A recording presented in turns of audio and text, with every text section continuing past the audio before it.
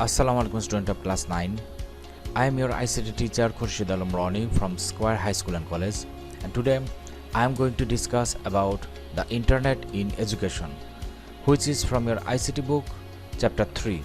So let's get started.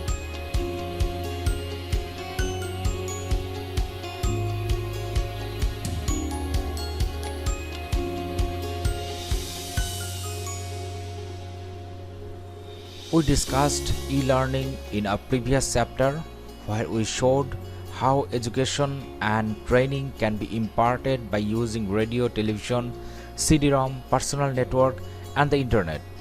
In this chapter, we will have discussion specially on the role of internet in education.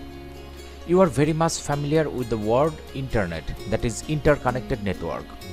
Many people are using it.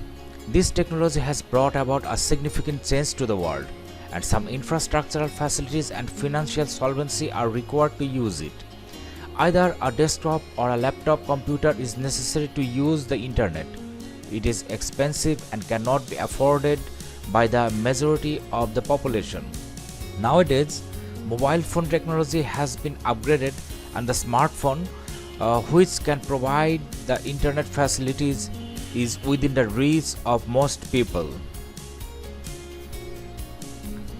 However, the smartphone is not always been effective tool for educational purposes. The screen of the mobile phone is so small that its use is confined within the limit of viewing and exchanging information. A recent invention, the tablet, an electronic device typically smaller than a laptop but larger than a smartphone, can be used in education easily. Many companies are designing applications suitable for the tablet to use in education. We cannot avail the internet facilities just by having a desktop, laptop, tablet or smartphone suitable for internet use. An internet connection is required for that, but it is not equally available in all the places of the country. The speed is not the same. Sometimes a slow speed internet makes its use meaningless. On top of it, fast and high speed internet service cannot be afforded by the general people of our country. Therefore, the students should get the internet connection at low cost to use it in education. Our students' access to a laptop or tablet and high-speed internet will not ensure the use of ICT for their education. The main question is what they will use in the internet. Is there any content suitable for them? In fact, there is not much content available on the internet in the Bangla language. Initiatives have been taken by the government organizations and individuals for developing content in Bangla. We expect to get it very soon in the internet.